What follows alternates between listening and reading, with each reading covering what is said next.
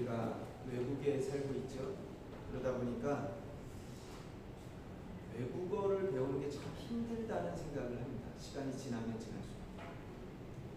그러니까 여기서 외국어를 배운다는 거는 외국어를 정말 제대로 배우는 걸 얘기하는 겁니다.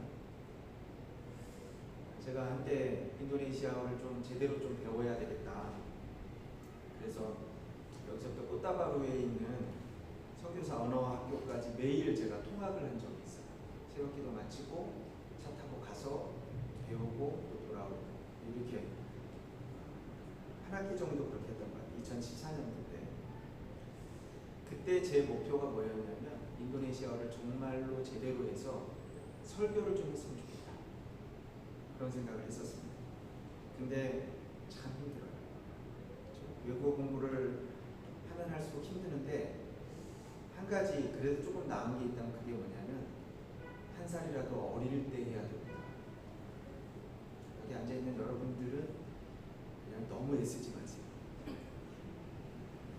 그냥 그대로. 옛날에 한국교회가 그래서 선교사를 파송할 때 처음에는요 나이 어린 사람들만 파송을 했어요. 왜냐면 외국어 때문에 가서 말을 해야 되니까 잘해야 되니까 설교도.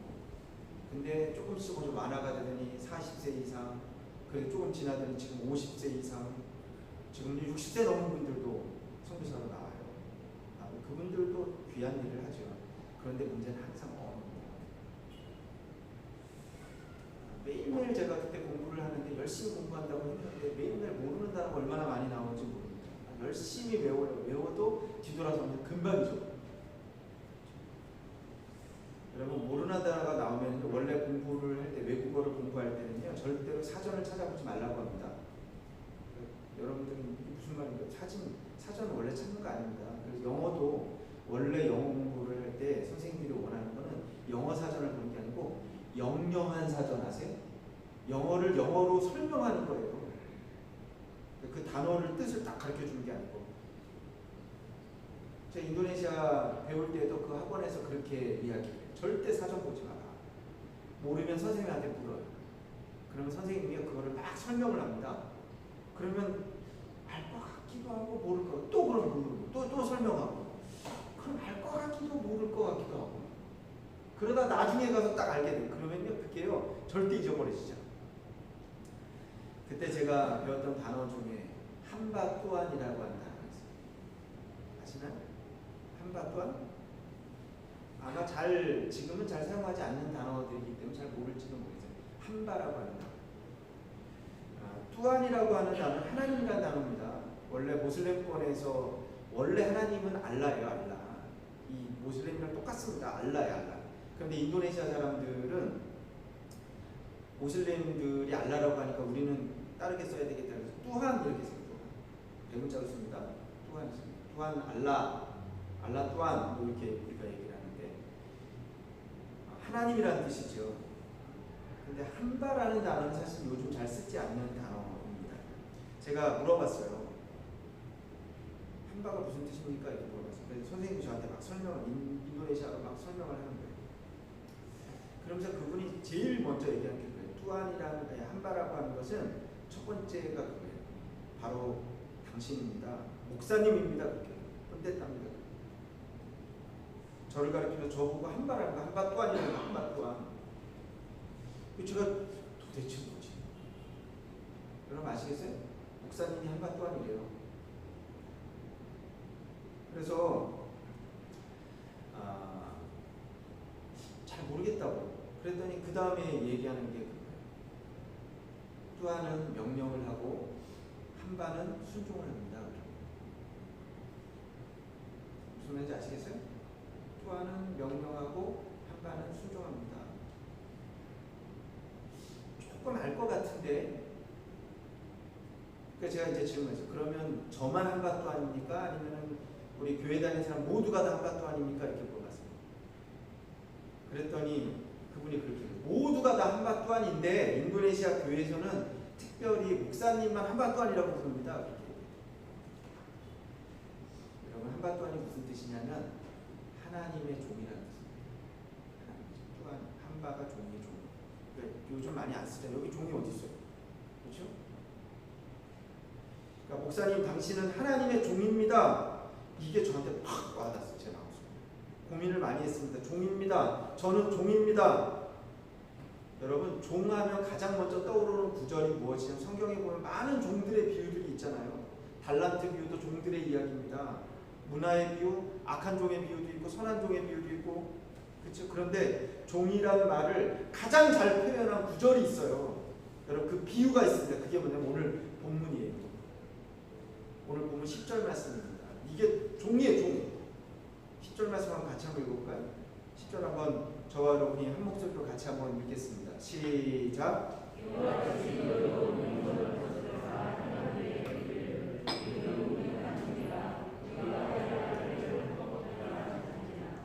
여러분 한번 저를 따라해 보세요. 명령받은 것을 다 행한 후에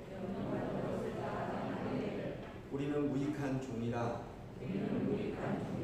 우리가 하여야 할 것을 한 것뿐이라 할지니라. 여기서 종이라는 말은 헬라어로 둘로스입니다. 더 정확하게 우리가 쉽게 얘기하면 노예라는 단어입니다. 노예는 몇 가지 아주 중요한 성격을 가지고 있습니다. 먼저 첫 번째, 노예는요, 소유권이 없어요. 종은 소유권이 없습니다. 아무것도 가질 수 없어요. 심지어는 자기가 내 것, 건강도 내 거, 내 몸도 내 거 아니에요. 생명까지도 내 거 아닙니다. 누구 것인지 아세요? 주인 겁니다. 주인이 생명도 마음대로 할 수 있어요. 여러분, 노예는요, 부지런히 일해야 되겠죠. 그런데 일하는 의지도 주인의 뜻대로 합니다. 내가 선택해서 하는 거 아닙니다. 주인이 하라고 하는 대로만 하는 것입니다. 주인의 의지에 따라서 전적으로 순종하는 것이 노예입니다. 그리고 노예는요, 보상이 없어요. 그렇죠? 보상이 없습니다. 월급도 없고 잘했다는 보너스도 없고 사례도 없고 인사도 없습니다. 그렇다고 해서 원망할 수 없어요. 그게 종입니다. 오늘 말씀은 그렇게 얘기해요. 명한대로 하였다고 종에게 감사하겠느냐? 구절을 그렇게 물어보고 있습니다. 여러분, 이건 질문 아닙니다. 이거 강조하는 겁니다. 성경에 보면 질문하는 거, 이거 질문이 아니에요. 그러면 감사하겠느냐? 네, 아니요, 아니래니까. 이거는 강조해요. 절대로 감사하지 않는다는 거예요, 종에게. 여러분, 그런 취급을 당하는 거예요. 또 종은요, 어떤 특징이 있냐면 옛날의 종, 옛날 노예들은 말을 해서는 안 돼요. 여러분, 사람의 특징이 말을 많이 하면 실수가 많아요. 특별히 말을 많이 하면 대부분이 어떤 말인가 가만히 들어보면요, 말 많이 하는 사람들은 불평과 불만이 대부분입니다. 그러니까 말 많은 사람 옆에 가지 않아야 됩니다. 말 좀 그런 사람 있으면 좀 피하시길 바랍니다. 그래서 옛날 종들은요, 말을 못하도록 했어요. 그래서 어떤 경우에는 태어나면서부터 말을 안 가르쳤던 사람들, 그러니까 아예 말을 못 배웠어요. 듣기는 듣는데 말을 못 배웠어요. 그러니까 짐승과 같은 소리만 그렇게 지르는 그런 사람들도, 여러분, 그래도 노예는 불평할 수가 없었다는 겁니다. 하루 종일 수고하고 일 다 끝나면 저녁 먹으면서 딱 한마디 할 수 있는 게 그게 종입니다. 오늘 본문에 보면 저는 무익한 종입니다. 당연히 해야 될 것을 했을 뿐입니다. 여러분, 이것이 종이고 이것이 종의 아이덴티티입니다. 이게 정체성이에요. 저는 무익한 종입니다. 당연히 해야 할 일을 했습니다. 그런데 저보고 그 선생님은 그랬다니까요. 목사님, 당신이 하나님의 종입니다. 제가 그 말을 듣고 얼마나 마음이 뜨끔했는지 모릅니다. 내가 과연 그런 마음을 가지고 살고 있는가? 내가 그런 마음을 가지고 일하고 있는가? 근데요, 제가 서두에 말씀드렸지만 인도네시아 교회가 틀렸어요. 왜냐하면 저만 하나님의 종이 아니니까요. 저도 하나님의 종이지만 여러분들도 한밭도 아닌 줄 꼭 알아야 돼요. 여러분, 이런 마음을 가지고 살아갑니까? 이런 마음을 가지고 일하고 있습니까? 한번 스스로 좀 점검할 수 있길 간절히 소원합니다. 여러분의 정체성이 무엇입니까? 저는 무익합니다. 당연히 해야 할 일을 했을 뿐입니다. 여러분, 종에게 정말로 필요한 것이 하나가 있다면 그게 뭐냐면 바로 겸손입니다. 겸손해야 됩니다. 겸손해야 하나님의 종이죠.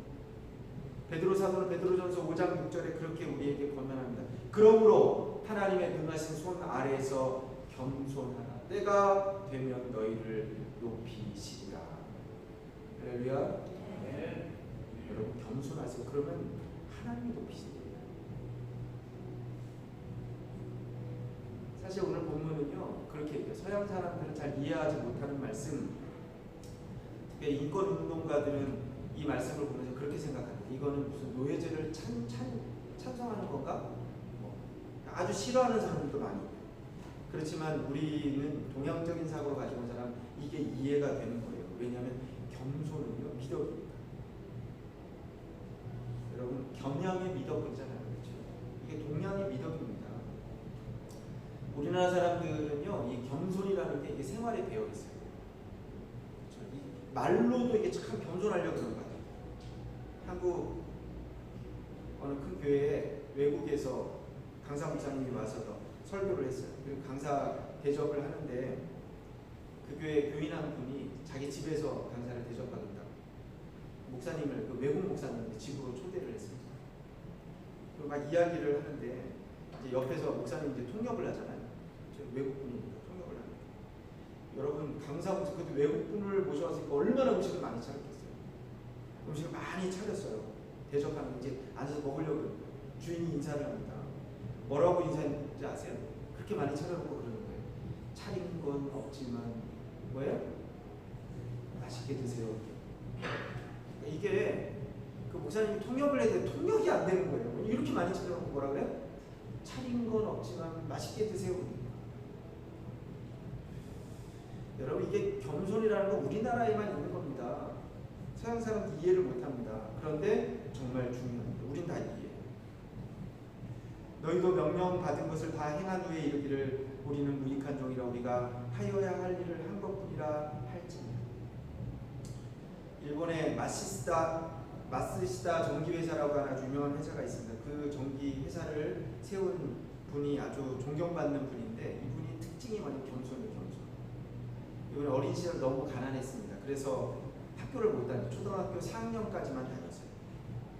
그리고 나서 자전거 점포에서 일하면서 먹지도 못했고 그래서 병약하고 배우지 못해서 또 갈급했고 그러다 1918년에 회사를 창업했어요. 그리고 이 회사가 커서 큰 회사의 경영주가 되었습니다. 그런데 그분의 경영 철학이 뭐냐면 이 전기회사 경영 철학이 딱 한마디로 얘기합니다. 그게 뭐냐면 덕분에라는 거죠. 무슨 뜻인지 알겠어요? 반대가 뭔지 아세요? 때문에입니다. 때문에. 이분은요 그렇게 가난 덕분에 제가 이렇게 됐습니다. 어떤 사람은 내가 가난 때문에 이렇게 됐어요 이렇게 얘기하는데 이분은 덕분에. 그분이 그렇게 얘기합니다. 가난 덕분에 열심히 일했고 못 배운 덕분에 나는 일평생을 배웁니다. 한국의 어떤 강사분이 일본에 가서 강의를 하는데 그 회장분이 맨 앞에 앉아서 강의를 듣고 있는 거예요. 근데 그분이 얼마나 열심히 듣고 그걸 또 막 적고 있으니까 이 강사가 그 유명한 분이 그렇게 하고 있으니까 너무너무 감동을 받았어요. 너무 감사해서 다 마치고 나서 인사를 합니다. 아우 이렇게 들어주셔서 너무나도 감사합니다. 그랬더니 그분이 이 강사에게 이렇게 얘기합니다. 저는 원래 못 배워서 일평생을 배웁니다. 못 배운 덕분에 저는 평생 공부합니다. 그렇게 얘기합니다. 여러분 우리가 부족해도 괜찮아요. 그게 덕분에 그렇게 바뀔 수 있길 주님의 이름으로 축원합니다. 여러분 많은 사람들이요 약하기 때문에 그 덕분에 열심히 해서 훌륭한 운동선수 된 사람들 얼마나 많은지 아세요? 덕분에요. 때문에가 아닙니다. 하나님이 우리를 사랑하십니다. 요즘 제가 새벽에 레위기를 강의를 하고 있습니다. 정말 놀라운 것을 제가 발견했습니다. 제사장 가정은 하나님의 성전에 드려진 제물을 가지고서 먹고 사는 가정입니다. 그러니까 그 식물을 샀는데 제물로 드려진 식물이니까 그게 다 성물이잖아요. 성물. 그러니까 이 성물을 아무나 못 먹어요. 그래서 누구는 먹을 수 있냐면 제사장 가정은 다 먹을 수 있어요. 여러분 친구도 못 먹습니다. 손님도 못 먹어요. 심지어는요 품꾼도 못 먹어요. 그러니까 가족 위의 사람은 아무도 못 먹어요. 그런데 성경 읽어보니까요 먹을 수 있는 사람이 누군지 아세요? 종은 먹어요. 종. 다시 말하면 종은 가족이에요. 가족.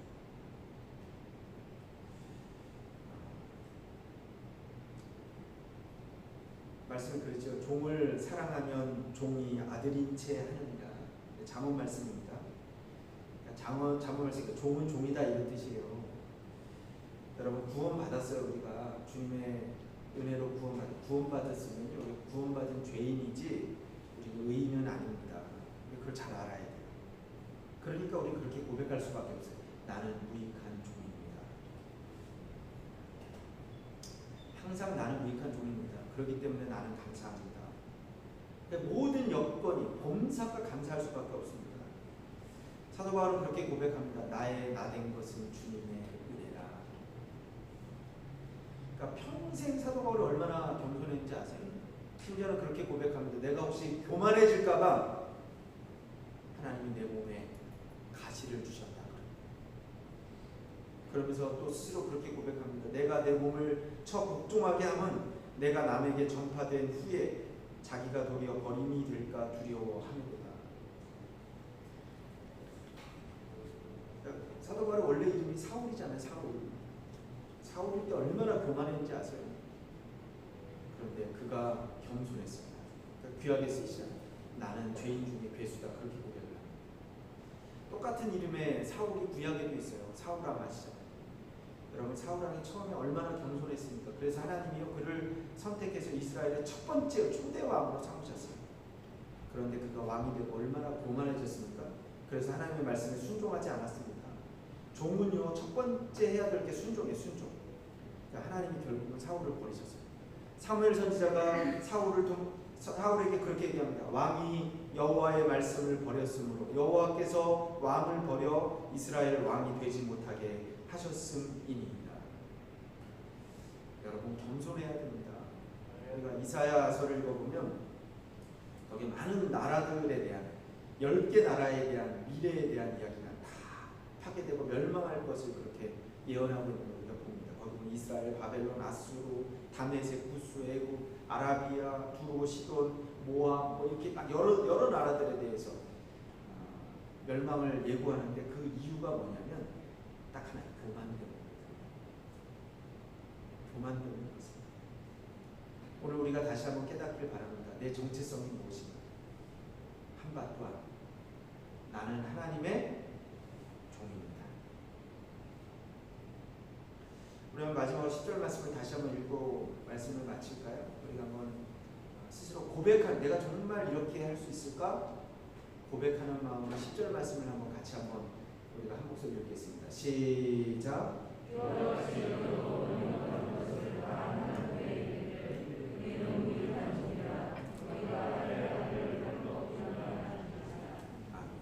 기도하겠습니다.